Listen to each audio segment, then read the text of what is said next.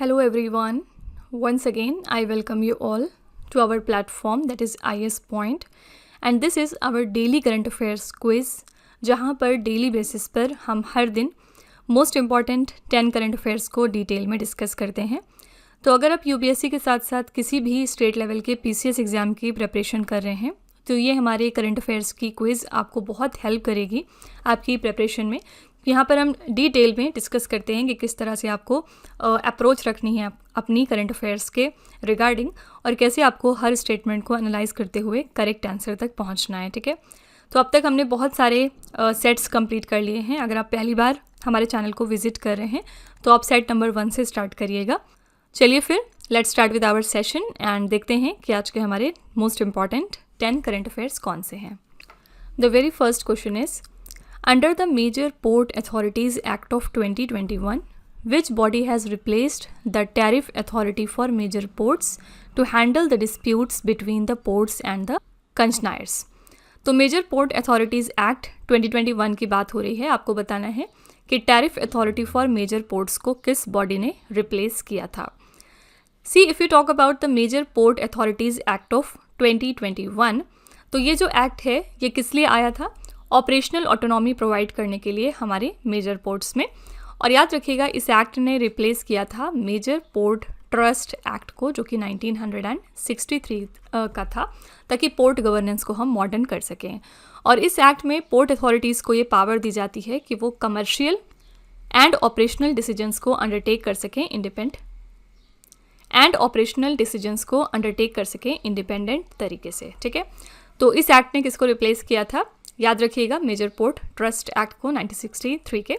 और फाइनली जब ये एक्ट आया तो इसने टैम्प यानी tariff authority for major ports को एबॉलिश कर दिया था और इसके बदले पर स्टार्ट हो गया था एडजुडिकेटरी बोर्ड, जिससे कि जो टैम्प के रेजिडुअल फंक्शंस थे वो इनको सौंप दिए गए, जैसे कि डिस्प्यूट्स को एडजस्ट करना between major ports and the PPP concessionaires. ठीक है, और साथ ही ये जो भी स्ट्रेस्ड पीपीपी प्रोजेक्ट्स होते हैं उनको भी रिव्यू करने का काम करते हैं, जिससे कि स्मूथ पोर्ट ऑपरेशन एंश्योर किया जा सके। ठीक है, तो यहाँ पर करेक्ट आंसर हो जाएगा B option, that is adjudicatory board. Okay, यहाँ पर जो भी हमने इंपॉर्टेंट कीवर्ड्स के बारे में बात की, चलिए हम एक बार देख लेते हैं।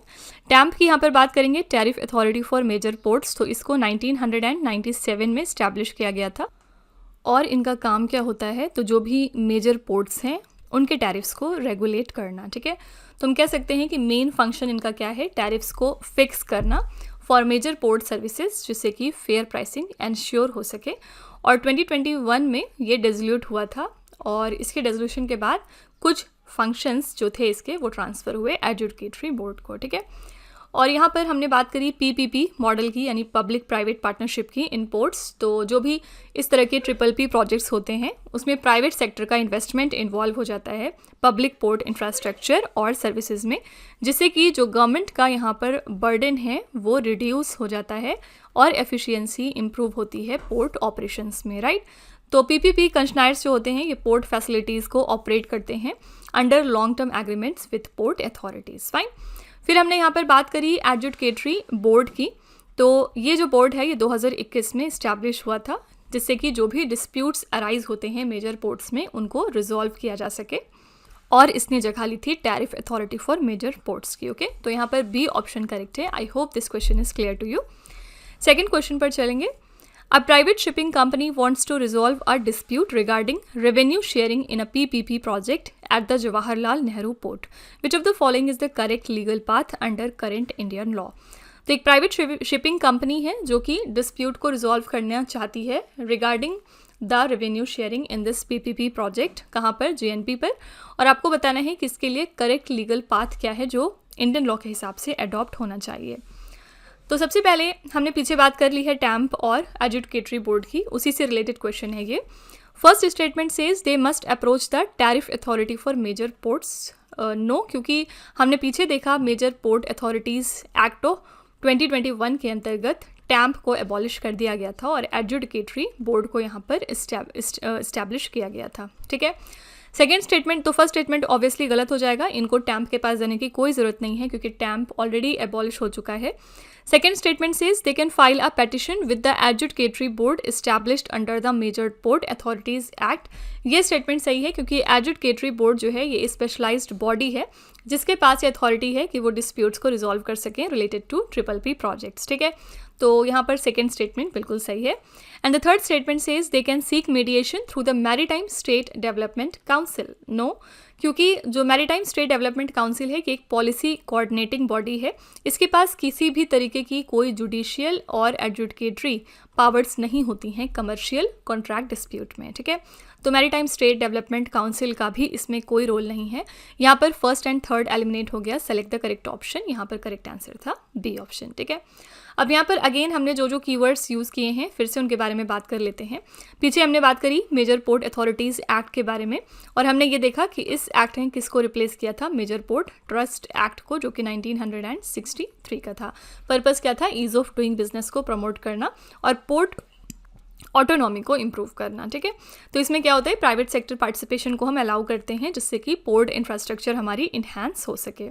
टैम्प की हमने ऑलरेडी बात कर ली है पीछे। टैम्प को रिप्लेस किया था एडजुडिकेटरी बोर्ड ने, और टैम्प का फॉर्म हुआ था 1997 में, जिसका काम पहले क्या था, मेजर पोर्ट्स जो भी इंडिया के अंदर हैं उनके टैरिफ्स को रेगुलेट करना। ये फेयर प्राइसिंग को इंश्योर करता था पोर्ट सर्विसेज पर, जिससे कि मोनोपोलिस्टिक प्रैक्टिसेस को हम अवॉइड कर सकें, ठीक है। फिर हमने बात करी एडजुडिकेटरी बोर्ड की। तो ये जो बोर्ड होता है ये डिस्प्यूट्स को रिजॉल्व करता है related to public private partnership models, और इसने प्रीवियस डिस्प्यूट रेजोल्यूशन मैकेनिज्म को रिप्लेस किया है under the new port law, ठीक है। यहाँ पर हमने एक नया जो कीवर्ड पढ़ा वो था मैरीटाइम स्टेट डेवलपमेंट काउंसिल। इसके बारे में थोड़े से फैक्ट्स देखते हैं। ये जो काउंसिल है कि असल में गवर्नमेंट को एडवाइस करता है मैरीटाइम पॉलिसीज़ के ऊपर, और साथ ही क्या हमारी डेवलपमेंट स्ट्रेटजीज़ होनी चाहिए उन सब के रिगार्डिंग। लेकिन याद रखिएगा इनके पास कोई भी ऐसी जुडिशियल या एडजुडिकेटरी पावर्स नहीं होती, ठीक है। तो जो भी पोर्ट रिलेटेड प्रोजेक्ट्स होते हैं सेंट्रल गवर्नमेंट और स्टेट गवर्नमेंट को यहाँ पर ये बॉडी कोऑर्डिनेट करती है, ठीक है। तो यहाँ पर ये काम था मैरीटाइम स्टेट डेवलपमेंट काउंसिल का, और हमने देखा फर्स्ट और थर्ड यहाँ पर एलिमिनेट हुआ। Second statement was the right answer. Question number 3 पे चलते हैं। Consider the following Indian naval vessels, which of the above are currently active aircraft carriers of the Indian navy. अब यहाँ पर ये दो कीवर्ड्स आपको पढ़ने होंगे, करेंटली एक्टिव प्लस वो एयरक्राफ्ट कैरियर होने चाहिए, ठीक है। पहला यहाँ पर INS Vikrant. INS Vikrant first of all हमारी इंडिजिनस नेवल वेसल है, एंड साथ ही ये हमारी एक्टिव एयरक्राफ्ट कैरियर्स है, ठीक है। सेकेंड है यहाँ पर आईएनएस विक्रमादित्य, ये भी बिल्कुल सही है, ये हमारी करंटली एक्टिव एयरक्राफ्ट कैरियर है। आईएनएस अरिहंत की बात करेंगे तो ये हमारी न्यूक्लियर पावर्ड सबमरीन है, ठीक है। It is not the aircraft carrier, fine. And last option है यहाँ पर आईएनएस विराट। आईएनएस विराट को हमने पहले ही डिकमीशन किया हुआ है, तो ये एक्टिव नहीं है, और यहाँ पर करेक्ट आंसर आपका क्या हो जाएगा, थर्ड और फोर्थ एलिमिनेट हो गया, फर्स्ट एंड सेकंड सही था। Which of the following are correct, A option is the right answer, ठीक है। सारी जो शिप्स के नाम यहाँ पर दिए हुए हैं इनके बारे में थोड़े से फैक्ट्स देखते हैं। आईएनएस विक्रांत की बात करेंगे तो ये इंडिया की पहली इंडिजिनस तरीके से बनाई गई एयरक्राफ्ट कैरियर थी। आईएनएस विक्रांत को हमने इंडियन नेवी में कमीशन किया था 2022 में, ठीक है। और इसका जो डिस्प्लेसमेंट है वो कितना है, लगभग 40,000 टन्स। तो एक हमारी बहुत ही हैवी शिप है, ठीक है। सेकेंड है यहाँ पर INS Vikramaditya. INS Vikramaditya originally Soviet aircraft carrier था, और इसको एक्सटेंसिव तरीके से हमने मॉडर्नाइज किया before joining the Indian navy in 2013, ठीक है। और ये 36 एयरक्राफ्ट को अपने बोर्ड पर आराम से कैरी कर सकता है, तो ये भी एक बहुत ही हमारा हैवी एयरक्राफ्ट कैरियर है। थर्ड है यहाँ पर INS Arihant. INS Arihant India की फर्स्ट इंडिजिनस तरीके से डेवलप्ड न्यूक्लियर पावर्ड सबमरीन है, और ये पार्ट है इंडिया के स्ट्रैटेजिक न्यूक्लियर ट्राइड का। इसको हमने कमीशन किया था 2016 में, फाइन। और आईएनएस विराट की यहाँ पर बात करेंगे तो इसको हमने कमीशन किया था 1987 में, और हम इसको डिकमीशन भी कर चुके हैं 2017 में। आईएनएस विराट जो है one of the longest serving aircraft carrier है पूरे दुनिया की, फाइन। तो आईएनएस अरिहंत और आईएनएस विराट यहाँ पर एलिमिनेट हो गए थे। आंसर था आपका correct answer A option 1 and 2 only, fine. Moving to the next question, which of the following classes of vessels are categorised as the destroyers in the Indian navy. इनमें से कौन सी हमारी वेसल्स हैं जो कि डेस्ट्रॉयर्स के तौर पर काम करती हैं इंडियन नेवी में। फर्स्ट है यहाँ पर विशाखापट्टनम क्लास, विशाखापट्टनम क्लास जो है ये हमारा लेटेस्ट स्टेल्थ डिस्ट्रॉयर है इंडियन नेवी का, और इसमें की जो फर्स्ट शिप थी उसको हमने 2021 में कमीशन किया था। तो फर्स्ट स्टेटमेंट सही है। सेकंड है यहाँ पर कोलकाता क्लास, और ये भी बिल्कुल सही है। कोलकाता क्लास की जो वेसल्स होती हैं ये भी हमारी डिस्ट्रॉयर्स होती हैं। थर्ड है यहाँ पर शिवालिक क्लास, नो, क्योंकि शिवालिक क्लास जो है ये हमारी क्लास होती है मल्टी रोल स्टेल्थ फ्रिगेट की। ये हमारे डिस्ट्रॉयर्स नहीं होते हैं बल्कि स्टेल्थ फ्रिगेट्स होते हैं, ठीक है। तो डिस्ट्रॉयर्स हम यूज़ करते हैं ज़्यादातर ऑफेंसिव स्ट्राइक्स के लिए, और ये जनरली हम देखेंगे तो बहुत ही हैवी होती हैं। और यहाँ पर शिवालिक क्लास जो है कि हमारी क्या है, ये हमारी मल्टी रोल स्टेल्थ फ्रिगेट है, ये डिस्ट्रॉयर नहीं है, ठीक है। एंड फोर्थ है यहाँ पर राजपूत क्लास, ये भी जो है डिस्ट्रॉयर की क्लास होती है। Select the correct option. यहाँ पर करेक्ट आंसर था 1, 2 एंड 4 ओनली। शिवालिक क्लास यहाँ पर एलिमिनेट हो जाती है, ठीक है। जो शिवालिक क्लास की हमारी फ्रिगेट्स होती हैं इनके पास स्टेल्थ फीचर्स होते हैं रडार डिटेक्शन को रिड्यूस करने के लिए, और इसको इस तरह से डिज़ाइन किया जाता है ताकि ये मल्टी रोल ऑपरेशंस परफॉर्म कर सकें, जैसे कि एंटी एयर और एंटी सबमरीन वॉरफेयर, ठीक है। तो जो फर्स्ट शिवालिक क्लास शिप थी हमारी, इसको हमने 2010 में कमीशन किया था इंडियन नेवी के द्वारा, ठीक है। और यहाँ पर हम डिस्ट्रॉयर्स की बात करेंगे तो ये हमारी वो वॉरशिप्स होती हैं जिनको प्राइमरली हम डिज़ाइन करते हैं ऑफेंसिव स्ट्राइक के लिए और फ्लीट डिफेंस के लिए। और यहाँ पर डिस्ट्रॉयर्स यूजुअली हमने बात की कि ये बड़ी होती हैं, ज़्यादा हैवी होती हैं दैन फ्रिगेट्स, फाइन। तो यहाँ पर करेक्ट आंसर आपका हो जाएगा B option 1, 2 and 4 only, fine. The next question is how many of the following vessels are the nuclear powered. आपको बताना है इनमें से हमारी कौन कौन सी शिप्स जो हैं वो न्यूक्लियर पावर्ड हैं। The first one here is INS Chakra. INS Chakra यहाँ पर बिल्कुल ठीक है, ये हमारी एक न्यूक्लियर पावर्ड सबमरीन है। Anyways what do you understand by the term nuclear powered. तो न्यूक्लियर रिएक्टर्स जो हैं वो सबमरीन को प्रोवाइड करते हैं virtually unlimited underwater endurance, और न्यूक्लियर सबमरीन्स जो हैं ये सबमर्ज्ड रह सकती हैं बहुत महीनों तक विदाउट सरफेसिंग। तो इनका एक बहुत इंपॉर्टेंट रोल है हमारे डिफेंस सेक्टर में। यहाँ पर ए ऑप्शन बिल्कुल सही था। आईएनएस अरिहंत की हम बात करेंगे तो आईएनएस अरिहंत भी हमारी न्यूक्लियर पावर्ड होती है। थर्ड है आईएनएस अरिघाट, ये भी हमारी न्यूक्लियर पावर्ड है, लेकिन आईएनएस कलवारी नहीं है, ठीक है। तो कलवारी क्लास की हमारी शिप्स जो होती हैं ये बेस्ड होती हैं फ्रेंच स्कॉर्पियन क्लास डिज़ाइन पर, और ये जो सबमरीन्स हैं इनको इक्विप किया जाता है टॉर्पेडोज के साथ, साथ ही एंटी शिप मिसाइल्स इसमें इंडल्ज होती हैं। और इंडिया ने कमीशन किया था अपना पहला कलवारी क्लास की सबमरीन 2017 में, ठीक है। तो ये न्यूक्लियर पावर्ड नहीं होती हैं। Select the correct option. यहाँ पर करेक्ट आंसर था C option only 1, 2 and 3, okay. यहाँ पर देखिए जो कलवारी क्लास की हमारी सबमरीन्स हैं ये असल में डीजल इलेक्ट्रिक अटैक सबमरीन होती हैं, ठीक है, जिनको हम कन्वेंशनल अटैक सबमरीन भी कहते हैं। और क्या मतलब होता है डीजल इलेक्ट्रिक सबमरीन का, इसमें आप बैटरीज का यूज़ करते हैं for silent under water travel, और इनको पीरियोडिक तरीके पर सरफेस पर भी आना होता है to recharge the batteries using the diesel engine. तो डीजल इलेक्ट्रिक सबमरीन्स जनरली हम देखेंगे तो क्वाइटर होती हैं than the nuclear ones in shallow waters, ठीक है। वही हमारी जो न्यूक्लियर सबमरीन्स होती हैं इनके बारे में हमने बात करी, किस तरह से ये सबमर्ज रह सकती हैं बहुत सालों तक, बहुत महीनों तक विदाउट सरफेसिंग, ठीक है। तो यहाँ पर सिर्फ आईएनएस कलवारी को छोड़ के बाकी तीनों ऑप्शंस बिल्कुल सही थे। आंसर यहाँ पर हो गया C option only 1, 2 and 3, okay. The next question is which of the following pairs are correctly matched. हमें यहाँ पर करेक्टली मैच्ड पेयर्स को ढूंढना है। Select the correct option. The first one is Kamorta class. क्या ये एंटी सबमरीन कॉर्वेट का type है? तो बिल्कुल सही है। The Kamorta class are anti submarine corvettes, ठीक है। कमोर्ता क्लास शिप जो होती हैं ये इंडिया के द्वारा बनाई गई हैं फॉर एंटी सबमरीन वॉरफेयर, और इस क्लास की जो हमारी कॉर्वेट्स हैं इनके पास स्टेल्थ फीचर्स होते हैं रडार डिटेक्शन को रिड्यूस करने के लिए। जो इसमें फर्स्ट शिप थी वो हमारी कमीशन हुई थी 2014 में इंडियन नेवी के द्वारा, ठीक है। सेकेंड है यहाँ पर तलवार क्लास स्टेल्थ फ्रिगेट। तो तलवार क्लास हमारी स्टेल्थ फ्रिगेट होती हैं, ये भी सही है, क्योंकि तलवार क्लास जो फ्रिगेट्स हैं ये बेस्ड हैं रशियन क्रिवक 3 डिज़ाइन पर, और इसमें हमने स्टेल्थ टेक्नोलॉजी को इनकॉर्पोरेट किया है जिससे कि रडार सिग्नेचर हमारा मिनिमाइज हो सके। और तलवार क्लास फ्रिगेट्स को हम इक्विप करते हैं यहाँ पर ब्रह्मोस मिसाइल्स के साथ, ठीक है।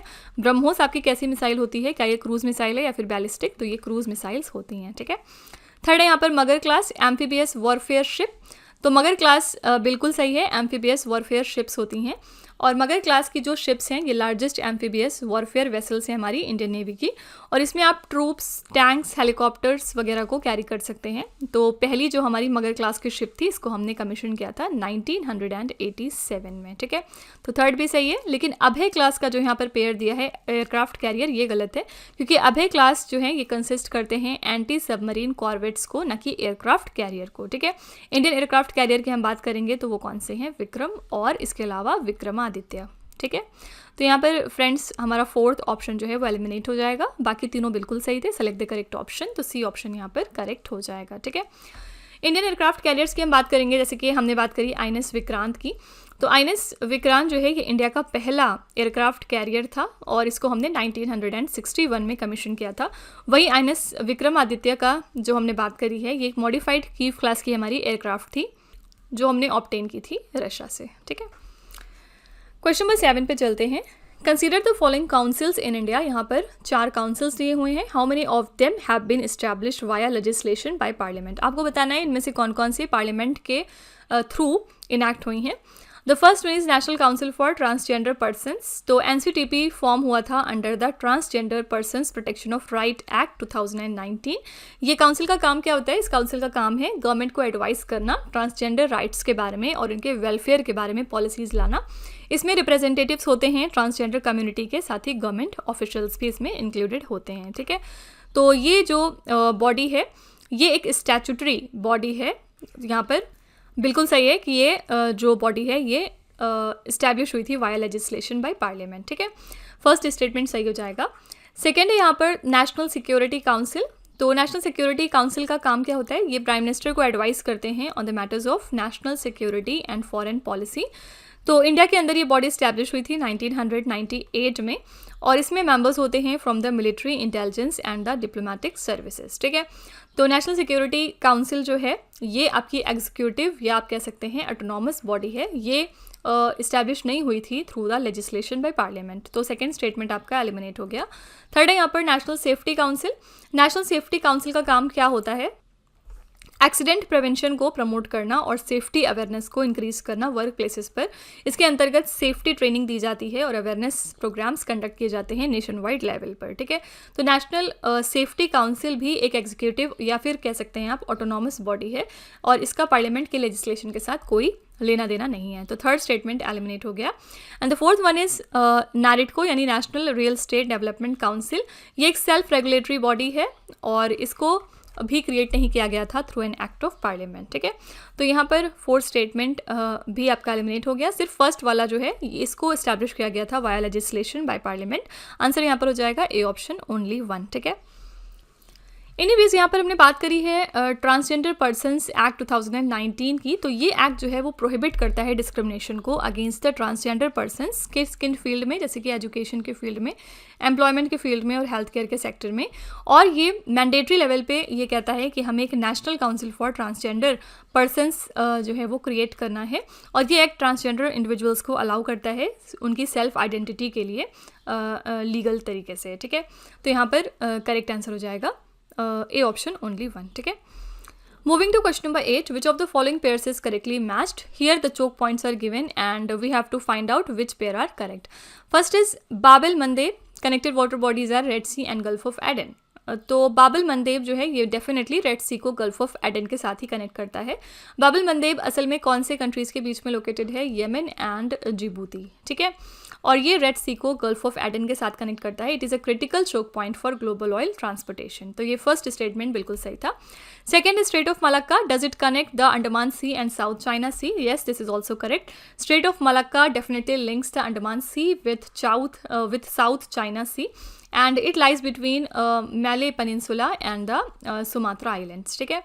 So basically it connects the Andaman Sea with South China Sea and it is one of the world's busiest shipping lanes by volume as well, okay. So the second option is also right. And the third one is Bosphorus Strait. Does it connect Black Sea with Caspian Sea? No, because the Bosphorus Strait that we are talking about, it separates the European and the Asian parts of Turkey, okay. And it connects the Black Sea to the Sea of here Marmara, not the Caspian Sea, okay. And the city of Istanbul spans both sides of the Bosphorus straight. Fine, तो जो आपका Bosphorus straight है ये black सी को सी of Marmara के साथ में connect करता है, ना कि कैस्पियन के सी के साथ, क्योंकि कैस्पियन सी तो यहाँ पर हो भी नहीं सकता था because it is land locked. Okay, तो सेलेक्ट द करेक्ट ऑप्शन। यहाँ पर थर्ड स्टेटमेंट एलिमिनेट हो जाएगा। Correct answer is A option 1 and 2 only. Fine, moving to question number 9. If a ship travels from Tokyo to Rotterdam via the shortest traditional maritime route, what is the correct order of the choke points it will pass? So यहाँ पर एक ship है जिसको कि Tokyo से Rotterdam तक travel करना है शॉर्टेस्ट ट्रेडिशनल मैरीटाइम रूट को देखते हुए। We have to find out which is the correct order of the choke point. Suez canal, strait of Malacca, Bab el Mandeb and strait of Gibraltar. तो ये ship जो है ये सबसे पहले पैसिफिक को लीव करेगी via the strait of Malacca, और फिर ये एंटर करेगी इंडियन ओशन में, and then it would enter in the red sea. ठीक है, और किस चीज़ के थ्रू? बाब एल मंदेब के थ्रू डेफिनेटली।